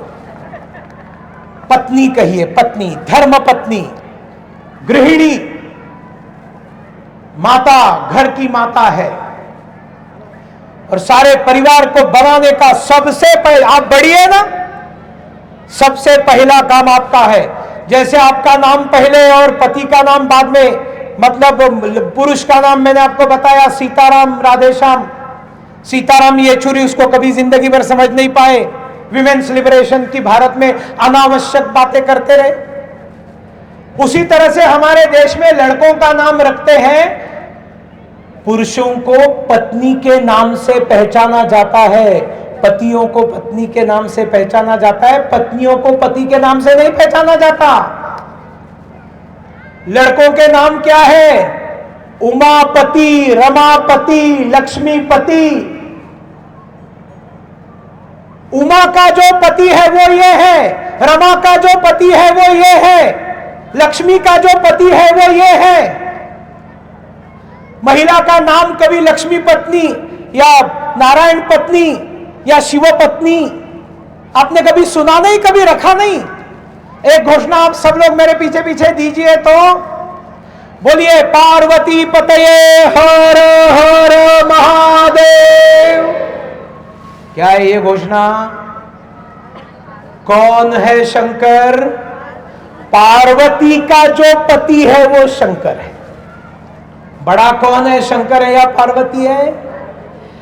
ब्रह्मा ने जो मिनिस्ट्री बनाई, जो मिनिस्ट्री 5-5 साल नहीं बदलती, जिसके डिपार्टमेंट हर 2-4 साल में बदलते नहीं है, परमानेंट डिपार्टमेंट एक बार बनाए तो हो गए। सबसे important department defence ministry Durga मां के पास है, एजुकेशन मिनिस्ट्री सरस्वती मां के पास है, फाइनेंस मिनिस्ट्री लक्ष्मी माता के पास है। और ये सब होने के बाद होम मिनिस्ट्री काली माता के पास है। ये सभी इंपॉर्टेंट डिपार्टमेंट्स तो हजारों साल से और भविष्य में भी परिवर्तन की गुंजाइश ही नहीं है। अमेरिका के नसीब में आंटी नहीं है, चाइना के नसीब में चाची नहीं है, हमारे नसीब में मां है। ये मिडिल ईस्ट के लोगों के अंदर ये लैंड है, ये जागीर है, ये वतन है। अंग्रेजों में ये स्टेट है, ये जायदाद है, ये प्रॉपर्टी है। हमारे लिए ये मां है, पहले भी मां थी, अभी भी मां है, भविष्य में भी मां है। ये आपका महत्व है। और ये आपका महत्व है तो ये घर को बनाना, कुटुंब प्रबोधन का सबसे पहला दायित्व आपका है। और कुटुंब प्रबोधन मतलब सप्ताह में एक बार साथ में बैठकर खाना खाना, इतना ही नहीं है। जिजामाता बनकर अपने बेटे को शिवाजी बनाने का काम यह कुटुंब प्रबोधन है। कुटुंब प्रबोधन माता ने करना है, मतलब चाफेकर बंधुओं की माता का काम करना है। जब तीनों भाइयों को फांसी पर चढ़ाया गया तब भगिनी निवेदिता पुणे में चापेकर बंधुओं के मां से मिलने के लिए गई, उसका दुख बांटने के लिए गई और उसको कहा मैं तुम्हारा दुख बांटने के लिए आई हूं। तो चापेकर बंधुओं की मां पूछती है, कौन सा दुख बांटने के लिए आई हो? तो भगिनी निवेदिता कहती है, तुम्हारे 3 बेटे गुजर गए, वो फांसी पर चढ़ गए देश के लिए, ये जो तुम्हारा दुख है ये मैं बांटने के लिए आई हूं। तो भगिनी निवेदिता को चापेकर बंधुओं की मां उत्तर देती है, तुमको तो मेरा असली दुख मालूम ही नहीं है, तो क्या बांटोगी? मेरा दुख ये नहीं है कि मेरे 3 बच्चे इस देश पर बलिदान हो गए, कुर्बान नहीं है। शहीद नहीं, कुर्बान शहीद ये शब्दों का उपयोग कभी मत कीजिए। बलिदानी कहिए, हुतात्मा कहिए, दोनों शब्द के अर्थ अलग अलग है। उस पर और विस्तार में मैं नहीं जाता, चैट जीपीटी बता देगा आपको। लेकिन चापेकर बंधुओं की मां कहती है, मुझे ये दुख नहीं है 3 बेटों ने इस देश के लिए अपनी हुतात्मा या बलिदान दिया, मुझे ये दुख है कि देश पर बलिदान देने के लिए भगवान ने मुझे सिर्फ 3 ही बच्चे क्यों दिए। ये चापेकर बंधुओं की मां ने दिया हुआ जवाब भगिनी निवेदिता ने लिख कर रखा हुआ है, डॉक्यूमेंटेड है। अरे बनना है माता तो जीजा माता बनिए, बनना है माता तो महारानी लक्ष्मीबाई बनिए, जो गोद में लिए हुए बच्चे को, मतलब एडॉप्टेड बेटे को पीठ पर बांधकर दोनों हाथों में तलवारें धारण करके, जिसकी तलवार तो तलवार थी लेकिन जिसकी ढाल भी तलवार थी, अंग्रेजों के 1200 की संख्या में मूंड काटकर भारत माता की गोदी भर के आखिर में छलांग लगाकर बलिदान देने वाली ऐसी महारानी लक्ष्मीबाई बनकर कुटुंब प्रबोधन कीजिए, देवी अहिल्या बनकर कुटुंब प्रबोधन कीजिए। बेटे को करियरिस्टिक बनाना चाहती है, करियरिस्टिक बनकर क्या करेगा? फॉरेन में जाकर अच्छा जॉब देख लेगा। क्यों? आपको एक प्रसंग में बताना चाहता हूं जो बहुत भयंकर प्रसंग है। ये प्रसंग एक ऐसे महिला का है जिस महिला का नाम अभी मुझे तुरंत याद नहीं आ रहा है। मुंबई की वो एक बहुत बड़ी केस हुई थी जिसमें आशा साहनी सन 2017, आशा साहनी एक महिला 7-8 करोड़ के एक मकान में अकेली रहती थी। आप कल्पना कीजिए 7-8 करोड़ का मकान, मतलब कितना बड़ा मकान था, अकेली रहती थी। और उसका बेटा पढ़कर लिखकर इंजीनियर वगैरह बनकर विदेश चला गया और अपनी मां के साथ संवाद करता था। और बाद में सितंबर अक्टूबर में संवाद बंद हो गया, मां के साथ बातचीत बंद हो गई, मां फोन नहीं उठाती थी। बेटे ने जानने का कष्ट नहीं किया। 8 महीने बाद जब घर आया, दरवाजा तोड़ना पड़ा, किसी ने दरवाजा खुला नहीं था। पुलिस को बुलाकर दरवाजा तोड़कर जब अंदर गए तब मां का 8 महीने पहले ही स्वर्गवास हो चुका था। उसका अस्थि पंजर पड़ा हुआ था, स्केलेटन पड़ा हुआ था, कोई देखने के लिए नहीं गया था। क्या इस बेटे का दोष नहीं है? 8 महीना बात नहीं हो रही है तेरी मां के साथ, you took it for granted she is well. तुमने मान के चले कि तुम्हारी मां अच्छी है, आज नहीं बात होगी तो क्या, जाऊंगा तो बात कर लूंगा। इतने इररिस्पॉन्सिबल, इतने केयरलेस, मातृ ऋण का कोई चिंता नहीं। 8 महीने बाद जाकर देखता है तो स्केलेटन पड़ा हुआ है मां का। क्या फायदा हुआ वो डिग्री लेने का, क्या फायदा हुआ वो बाहर जाकर पैसा कमाने का। मैं आज हमारे भारतीय जनता पार्टी के राष्ट्रीय महामंत्री और राज्यसभा के सदस्य राधा मोहन दास अग्रवाल जी को धन्यवाद देता हूं, क्योंकि पिछले पार्लियामेंट सेशन में उन्होंने अपने भाषण में एक मांग की कि जिन माता पिताओं के बच्चे विदेश में जाकर रह रहे पैसा कमाने के लिए और माता पिता यहां अकेले रहते हैं, ऐसे सभी माता पिताओं को जाकर पूछा जाए कि क्या आपके बेटे आपकी चिंता कर रहे हैं, क्या बेटे आपकी पूछताछ कर रहे हैं, क्या आपके ऊपर आवश्यक खर्चा आपके बेटे कर रहे हैं।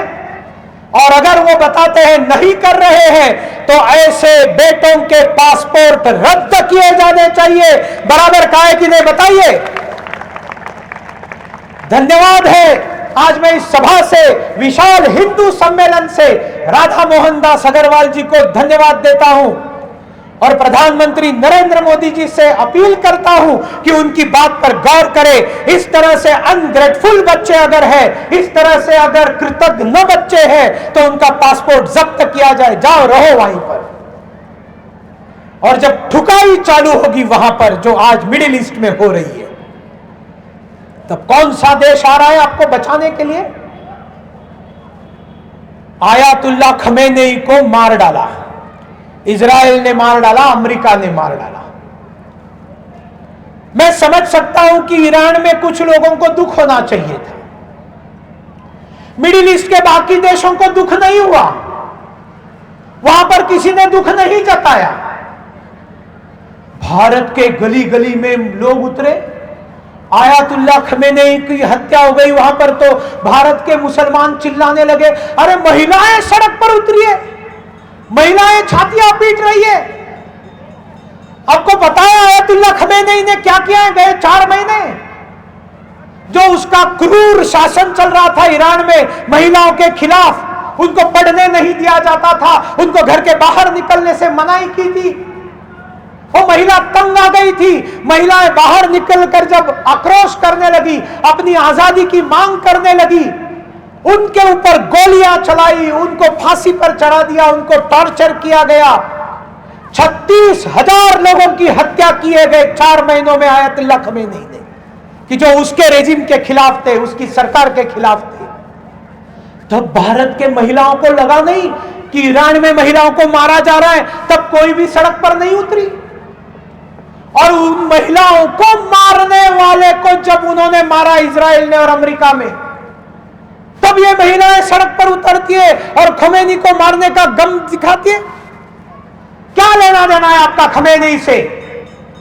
जब कोरोना में मरने की स्थिति हम सबकी आई थी, तब खाना देने के लिए खमेनी आया था क्या? खाना तो नरेंद्र मोदी जी ने दिया, सबको दिया, एहसान नहीं किया, कर्तव्य निभाया, अपना प्रधानमंत्री का कर्तव्य निभाया, देश का बेटा होने का कर्तव्य निभाया, एहसान नहीं किया है। लेकिन किया ना उन्होंने। पूरी दुनिया को पैसा देकर वैक्सीन खरीदना पड़ा, पूरी दुनिया को। कोई भी देश ऐसा नहीं है दुनिया में कि जिसने वैक्सीन फ्री दिया। मोदी ने फ्री वैक्सीन दिया ना सबको, 3-3 डोज 2-2 डोज लिए ना आप सब लोगों ने। दुनिया ने बेचा, मोदी ने फ्री में दिया। दुनिया के 100 देश हैं जो गरीब थे, वो वैक्सीन खरीद नहीं सकते थे, बना नहीं सकते थे, भारत के शरण गए, मोदी जी हमारे देश को बचाओ। 100 देशों को फ्री वैक्सीन देने का काम मोदी ने किया है। अयम निजहा परोवेति धारणाम लघु चेतसाम उदार चरिता नाम तु वसुधैव कुटुंबकम। सारी दुनिया एक परिवार है। आपको जब कुटुंब प्रबोधन करना है तो उसके लिए सबसे पहले आंखों के सामने वसुधैव कुटुंबकम रखना है कि सारी दुनिया को मैं ओन करती हूं। 800-900 करोड़ की जो दुनिया है, ये सारी चराचर सृष्टि है। मैं अपने घर के एक बेटे की मां नहीं हूं, मैं इन सब की मां हूं। मैं मां हूं मतलब मैं धारिणी हूं, मां हूं मतलब मैं वसुंधरा हूं, मां हूं मतलब मैं पृथ्वी हूं, और मां हूं मतलब ये सारा मेरा कुटुंब है। लेकिन अगर उस कुटुंब को सुरक्षित रहना है तो पहले इस भारत को सुरक्षित रहना पड़ेगा। और इसलिए हमारा कुटुंब इस भारत के साथ कमिटेड रहना चाहिए, प्रतिबद्ध रहना चाहिए, भारत के लिए त्याग करने के लिए तैयार रहना चाहिए। मेरे बेटे ऐसे निकलेंगे कि मेरे बेटे बनेंगे ये शिवाजी, छत्रपति शिवाजी महाराज जैसे, धर्मवीर छत्रपति संभाजी महाराज जैसे। मेरी बेटियां निकलेंगी तो लता मंगेशकर, MC मेरी कॉम जैसी।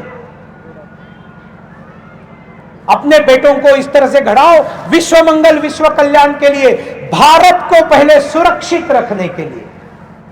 अपना पवित्र हिंदू धर्म, हिंदू संस्कृति, हिंदू समाज का संरक्षण कर हिंदू राष्ट्र की सर्वांगीण उन्नति करने के लिए हम सब प्रतिबद्ध हो। ऐसे कुटुंब का निर्माण करना। भारत सुरक्षित रहे तो महाराष्ट्र सुरक्षित रहना चाहिए, महाराष्ट्र सुरक्षित रहे तो हमारा विदर्भ सुरक्षित रहना चाहिए, विदर्भ सुरक्षित रहना है तो नागपुर सुरक्षित रहना चाहिए, नागपुर सुरक्षित रहना है तो हमारा देशपांडे लेआउट सुरक्षित रखना चाहिए, और देशपांडे लेआउट सुरक्षित रहना है तो मेरा कुटुंब सुरक्षित रहना चाहिए। मेरे कुटुंब का प्रबोधन करने का दायित्व मेरा है, इसको आपने ओन करना है। आप ओन करेंगे तो इनको कहीं जाने का चारा ही नहीं बचेगा। ये सब मानते हैं कि घर में तो बस इनकी ही चलती है, बराबर है ना, बराबर है ना। देखिए सब पुरुष कैसे हाँ बोल रहे हैं। और इसलिए अपने बेटों को घड़ाने का काम घरों घरों में बने जिजाऊ तो घर घर में शिवराय। हिंदुत्व की उनको शिक्षा देना, बेटियों को बचाओ, बेटियों को पढ़ाओ। ये मोदी जी का बेटी बचाओ बेटी पढ़ाओ मैं नहीं बता रहा हूं, वो तो करना ही है, वो सरकार करेगी, पार्टी के लोग करेंगे। हर हिंदू ने बेटी बचाओ बेटी पढ़ाओ करना चाहिए। बेटी बचाओ मतलब अपनी बेटी को जिहादियों से बचाओ, अपने बेटी को विधर्मी से मैत्री करने से, विधर्मी से बातचीत करने से अलर्ट हो जाओ। मैत्री करने में कोई पाप नहीं है, प्रेम करने में कोई पाप नहीं है। मैत्री और प्रेम धर्म देखकर नहीं किया जाता, मैं मानता हूं। यह तभी सत्य है जब सामने वाले के नजर में खोट नहीं है, तब यह सत्य है। लेकिन अगर सामने वाले के नजर में खोट है तो ऐसी खोटी मैत्री, ऐसे खोटे प्यार, ऐसे खोटे विवाह जो जिहाद के तौर पर किया जाता है, उससे हमें ऑब्जेक्शन है। और सिर्फ ऑब्जेक्शन नहीं, घोर ऑब्जेक्शन है। और हम इस देश के अंदर यह बर्दाश्त नहीं होने देंगे। यहां फिर सेविका समितियों की बच्चियों के हाथ से दंड बाहर निकलेगा, छुरिका बाहर निकलेगी, तलवार बाहर निकलेगी। दुर्गा वाहिनी की लड़कियां सामने आएगी और हाथ में तलवार का प्रशिक्षण लेकर बताएगी कि कोमल है, कमजोर नहीं, हम शक्ति का नाम नारी है। ये सिर्फ डायलॉग नहीं है। बेटियों को प्रशिक्षण दो, बेटियों को हथियार का प्रशिक्षण दो, बेटों को हथियार का प्रशिक्षण दो। बेटी बचाओ और बेटी पढ़ाओ। हर बेटी को बताओ कि तुम्हारे जिंदगी का सबसे बड़ा करियर कुछ है तो वो मां बनना तुम्हारा सबसे पहला करियर है। मातृत्व एक करियर है मेरी बहनों, मेरी माताओं, मेरे भाइयों। मातृत्व इस करियर, जीवन का साफल्य महिला का मां बनने में है। इंदिरा गांधी प्रधानमंत्री बने, हमें समस्या नहीं है महिला प्रधानमंत्री बने, लेकिन उसने बेटों को जन्म दिया ना, मां बनी ना। वंदनीय मौसी कहकर कि मुझे जानकारी नहीं थी, उनके 8 बेटे थे, आपने बताया। हाँ, 6 बेटे 2 बेटियां। मां 8 बच्चों की मां बनने के बाद एक राष्ट्रीय स्तर का महान संगठन बनाती है। हमने कभी ऑब्जेक्शन नहीं लिया, हमें तो गर्व है। हमें एमसी मैरी कॉम पर गर्व है जो तीसरा बेटा पैदा होने के बाद जाकर वर्ल्ड टाइटल जीत कर आती है। हमें इन सभी माताओं के ऊपर गर्व है। आप इंडस्ट्रियलिस्ट बनो, आप एंटरप्रेन्योर बनो, आप प्रोफेशनल बनो, डॉक्टर, इंजीनियर, चार्टर्ड अकाउंटेंट बनो, आप एक अच्छी कलाकार बनो, हमको कोई समस्या नहीं है। माधुरी दीक्षित कलाकार बनी, इतनी श्रेष्ठ कलाकार, 2 बच्चियों को जन्म देना, 2 जुड़वा बच्चों को जन्म दिया ना, मां बनी ना। श्रीदेवी ने भी इतनी सुंदर अदाकारी की, 2 बेटियों को जन्म दिया ना। हेमा मालिनी जी ने इतना अच्छा संसदीय कार्य किया, इतनी बेहतरीन अभिनेत्री रही, 2 बेटियों को जन्म दिया ना उन्होंने। मां बनना करियर है। आज बेटियां शादी करने के लिए तैयार नहीं है, रहेंगी गरीब घर में, लेकिन बंगले में रहने वाला लड़का चाहिए, इसलिए गरीब घर के बच्चों की शादियां नहीं होती है। अरे आप जाती हो तो लक्ष्मी बनकर जाती हो, आपके भाग्य को कोई छीन नहीं सकता है। आपके जाने से उसका भाग्योदय होता है, क्यों चिंता करती हो?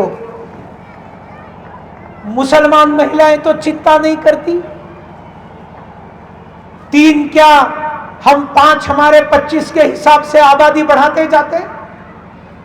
वो तो बच्चे अल्लाह की देन है करके बढ़ते, और मैं उनसे सहमत हूं। बच्चे सिर्फ अल्लाह की ही देन है, उस अल्लाह को आप ईश्वर में कहिए। बच्चे सिर्फ ईश्वर की देन है।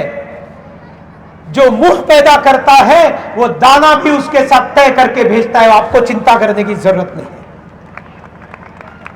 बेटी बचाओ और बेटी पढ़ाओ, बेटी को ये ज्ञान दो। बेटियों को बताओ राजनीति में जाओ, पॉलिटिक्स में जाओ।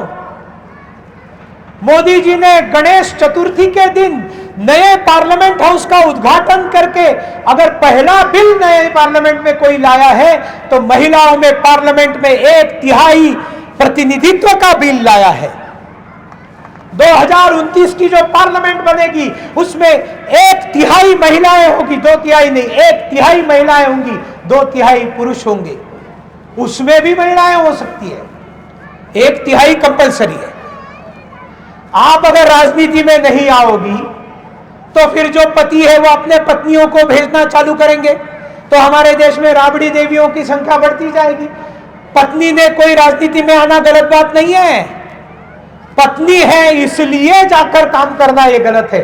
वो अपना राजनीतिक करियर करे, पत्नी के नाते घर संभाले, राजनीति में जाए, संघर्ष करे, सड़क पर संगठन बनाए, आंदोलन करे, एक राजनेता के नाते खड़ी रहे और चुनाव लड़कर जीत कर आए। पत्नी होना कोई गलत बात नहीं है। पति है राजनीति में इसलिए पत्नी टिकट मांगकर जा रही है, जाना हो रहा है, उसमें कोई आपत्ति नहीं है। लेकिन सही रास्ता क्या है? महिलाओं ने राजनीति में आना और महिलाओं ने राजनीति में भी करियर बनाना। कुटुंब प्रबोधन करते हुए पर्यावरण का ध्यान रखो। पर्यावरण संकट में आता है जहां पर हिंदुत्व खत्म होता है। सिंगल यूज पानी की बोतल मुझसे तो दूर है, खत्म हो रहा है, चिंता मत करो, प्रेम पत्र मत पकड़वा रही। हाँ, आपने बहन ने पकड़वाया, ठीक है।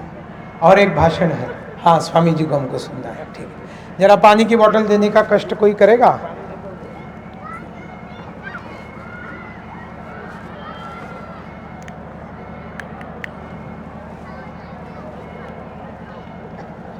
पानी पिया मतलब वापस, चिंता मत करो। अभी जैसे ये प्लास्टिक की बोतल है, संघ के द्वारा आयोजित विशाल हिंदू सम्मेलन में पंच परिवर्तन बताते समय प्लास्टिक की बोतल रखना गलत है, ये गलत है। और अगर रखना है तो गलत नहीं है, मैं जो बता रहा हूं उसको कीजिए। इसके अंदर जो पानी है उसका दाम कम से कम 6 रुपया है, मतलब हर बूंद को कॉस्ट है। आप क्या करते हो? पानी की बोतल लेते हो, एक घूंट पीते हो, पानी की बोतल छोड़कर जाते हो, देश की संपत्ति का नुकसान होता है, पानी का नुकसान होता है, और वो पानी फिर दूसरा कोई पीता नहीं। कोरोना के बाद में तो प्यार करने वाले भी एक दूसरे का पानी नहीं पीते। हंसती क्यों? सच बता रहा हूं। हमारे तो पुरखे बताते थे झूठा मत खाओ, कोरोना ने बाद में बता दिया क्यों मत खाओ। अब ये पानी पूरा पीजिए और ऐसे जगह पर इस बोतल को डालिए जहां पर इसके रिसाइकल होने की गारंटी है, तो प्लास्टिक का उपयोग जरूर कीजिए। लेकिन अगर ये नहीं करना है तो नहीं करना है। ये पानी पूरा पीकर खत्म करना है। अब ये अगर मैंने पूरा नहीं पिया तो मैं कोई लज्जा नहीं रखूंगा, इस बोतल को अपने पॉकेट में डालकर मैं साथ ले जाऊंगा, इसको पूरा पीऊंगा और उसके बाद में मैं कचरा पेटी में वहां डालूंगा जहां पर इसको रिसाइकल होने की संभावना है। ये अगर आप नहीं करेंगी तो ये यहां पर आपने गौ माता का पूजन किया ना, ये गौ माता इसको खाएगी, क्योंकि उसको मालूम नहीं है उसके लिए अच्छा क्या है बुरा क्या है, सामने पड़ा है वो सब भक्षण कर लेती है। और लाखों गौ माताएं इसके कारण मरती है जब प्लास्टिक की थैलियां उसके पेट में जाती है। हमारी नदी खराब हो जाती है, जिसको मां कहते हैं उसको खराब करते हैं, जब जिसके अंदर लाखों की संख्या में बियर के कैंस तोड़कर हमारे बच्चे फेंक रहे हैं। आपकी जानकारी में पूरे दुनिया में भारत दारू का सबसे बड़ा उपयोग करने वाला देश है। 15 लीटर दारू हर व्यक्ति के नाम पर पूरे साल की खपत है हमारे देश में। ये बढ़ती जा रही है, खतरनाक चीज। और उसी बोतल को फेंक देना, उसी बोतल को, उस टिन को फेंक देना, गटर में डालना, गटर जो है जाम हो जाना, और बाढ़ होने के बाद महानगर पालिका के लोगों को गाली देना, आप काम नहीं कर रहे हो। ठीक है, वो काम नहीं कर रहे, वो दूसरी बात है, लेकिन पहले वो चौक करने की जिम्मेवारी किसकी है? अब नागरिक कर्तव्यों से कैसे भाग सकते? नागरिक कर्तव्यों का पालन करना हमारा दायित्व है। और संवेदनाक्षम व्यक्ति बनोगे। सड़क पर बहुत गड्ढे दिखाई दिए, बहुत सारी गालियां देकर चले गए, काम पूरा होगा? नागरिक कर्तव्य है, वो सड़क किसने बनाई? पूछो विधायक को, उसके घर जाकर पूछो ये सड़क किसने बनाई है। निगम पार्षद जो चुनकर गया है उसको पूछो ये सड़क किसने बनाई है, इतने गड्ढे एक वर्ष में कैसे आ गए, कौन है कॉन्ट्रैक्टर का नाम? कॉन्ट्रैक्टर का नाम और कितने दिन के लिए यह सड़क सुरक्षित रखे, उसका बोर्ड लगाना अनिवार्य है। और अगर अनिवार्य नहीं है तो मैं देवा भाव से यहां से निवेदन करता हूं कि हर रास्ते पर, हर सड़क पर यह बोर्ड लगाया जाए कि किस कॉन्ट्रैक्टर ने इसको बनाया और इसकी कितनी खपत हुई, इसके लिए कितना पैसा खर्च हुआ और इसको कितने साल कुछ खराब न होने की गारंटी उसने दी है। यह बोर्ड लगना चाहिए और उस कॉन्ट्रैक्टर का मोबाइल नंबर वहां पर लिखा हुआ रहना चाहिए। तब आप लोगों को नागरिक कर्तव्य का पालन करना है। सड़क पर उतरकर जहां भ्रष्टाचार होता है वहां चुपचाप बैठकर सिर्फ गालियां देकर फक्त बोट मोडून काय होणार नहीं। आपको संवेदनाक्षम नागरिक बनना चाहिए, वो नागरिक कर्तव्य है। सिर्फ रोड क्रॉस करने में सिग्नल का पालन करो, ये नागरिक कर्तव्य नहीं है, वो तो करना ही है। डावीकडून चालावे, ठीक है, बाईं तरफ से चलो, चलना ही चाहिए। लेकिन अगर कोई कानून तोड़ता है तो उसके खिलाफ खड़ा रहने की सेंसिटिविटी, संवेदना क्षमता, चेतना, ये नागरिक कर्तव्य का पालन है। पंच परिवर्तनों में नागरिक कर्तव्य है, पंच परिवर्तनों में कुटुंब प्रबोधन है, पंच परिवर्तनों में पर्यावरण है, घर के साथ पेड़ लगाना, पेड़ की आखिर तक निगरानी करना। ये जैसे है वैसे अगर कहीं दिखाई दिया कि कोई बिल्डर पेड़ काटने जा रहा है तो हिम्मत होनी चाहिए जाकर कंप्लेंट डालने की कि ये पेड़ क्यों काट रहे हो, ये 100 साल पुराना पेड़ काटने का तुमको कोई अधिकार नहीं है। बिल्डिंग बनानी है दूसरी जगह पर जाकर बनाओ, ये नागरिक कर्तव्य है, ये पर्यावरण का रक्षण है। सिर्फ अपने घर में तुलसी लगाओ तो किसको मर्यादित मत रखिए। मैं बता रहा हूं, समरसता का व्यवहार रखिए, सब प्रकार के जातियों के लोगों के साथ दोस्ती रखिए, सब प्रकार के जातियों के घर में आना जाना रखिए, सब प्रकार के जातियों के घर में खाना, उनको घर बुलाकर खाना। सोसाइटी में कोई गार्डनर रहता है, उसको हम पुकार दे, माली इधर आओ। क्यों? वो माली का नाम राम प्यारे है, मालूम नहीं आपको? आप बुला नहीं सकते, राम प्यारे जी आप कैसे हो? वो इंसान नहीं है। ए ड्राइवर गाड़ी निकालो, ड्राइवर का नाम है ना, वो इंसान है ना, उसको नाम से पुकारो ना। दिन भर के लिए गाड़ी भाड़े से लेते हो, खाना खाने के लिए बैठते हो, ड्राइवर उसका देख लेगा? ऐसा नहीं होता है। उसके खाने की चिंता भी आपने की, करना चाहिए। पैसा दिया तो सब कुछ हुआ नहीं। सब कमरों में बिजली चालू है, एक कमरे में बैठकर सब लोग मैच देख रहे हैं। अरे बिजली का बिल आप भरते हो लेकिन देश की ऊर्जा नष्ट हो रही है ना। पानी का टैप चल रहा है, मेरे घर का नहीं चल रहा है, उधर म्युनिसिपालिटी का पानी चल रहा है। जाकर बंद तो करो, फोन करके बताओ, प्लम्बर भेजो, उसको बंद करो, पानी वेस्ट हो रहा है। ये सब नागरिक कर्तव्य है और ये समरसता है कि सबको एक नजर से देखना, जाति भेदों को भूलना। और ये सारे पंच परिवर्तन हिंदुओं के लिए है। स्वदेशी उत्पादनों को खरीदना, और आगे जाकर बताता हूं, हिंदुओं द्वारा बनाए हुए स्वदेशी उत्पादनों को खरीदना, सिर्फ हिंदुओं द्वारा बनाए हुए, सिर्फ हिंदुओं द्वारा। क्यों मैं 1 घंटा बोल सकता हूं, नहीं बोलूंगा, आपको मालूम होना चाहिए। जाना है आपको दिवाली की पंक्तियां खरीदनी है, कंदील खरीदना है, हिंदुओं के द्वारा बनाया हुआ खरीदिए, स्वदेशी खरीदिए, स्वदेशी हिंदुओं के उत्पादों को खरीदिए, उसकी रोजगार चले। होली होकर गई, होली में दिल्ली में बहुत भयंकर दुर्घटना घटी। एक 6 साल की बेटी छत से पानी डालती है, कलर डालती है, नीचे एक कन्वर्टेड मुस्लिम महिला जा रही है, उसके ऊपर रंग गिरता है, वो घर जाती है, मोहल्ले को इकट्ठा करती है, मोहल्ला लाठी काठी तलवार लेकर आता है, उस घर पर हमला करता है, उस घर के एक नौजवान को पीट पीट कर उसकी हत्या कर देते हैं। ये भारत है। क्यों? क्योंकि उस महिला के ऊपर रंग गिर गया, मतलब उसका इस्लाम खतरे में आ गया, वो हराम हो गया। साथियों, इस देश में रंग का काम करने वाले करोड़ों मजदूर मुसलमान हैं। जो रंग लगाने का काम करने वाले करोड़ों मजदूर मुसलमान हैं, जो मूर्तियां बनाते हैं, पतंग बनाते हैं, कंदील बनाते हैं, उसमें रंग डालने का काम करने वाले मुसलमान हैं, दिन भर काम करते हैं, पूरा बदन पे रंग लगा हुआ रहता है, वो हराम नहीं है? ये छोटी बिटिया ने होली में रंग डाला तो हराम हो गया? हत्या कर दोगे? बाप का राज है क्या? सावधान हो जाओ, जाग जाओ। बहुत बड़ी संख्या में बढ़ रहे हैं। हर विधानसभा में 10,000 वोटर मुसलमान बढ़ते जाते हैं। भारतीय जनता पार्टी के नेताओं को चिंता करनी चाहिए इस बात की। अगले बार जीत कर आना है तो लोक संख्या नियंत्रण हो, इसकी चिंता करो। उसकी नियंत्रण नहीं हो सकती है तो हर बेटी को यह भी बताओ कि 3 बच्चों की मां बनो। कुटुंब प्रबोधन, एक बेटा, ताई माई अक्का विचार करा पक्का, कमळावर मारा शिक्का। घोषणा गायब हो गई।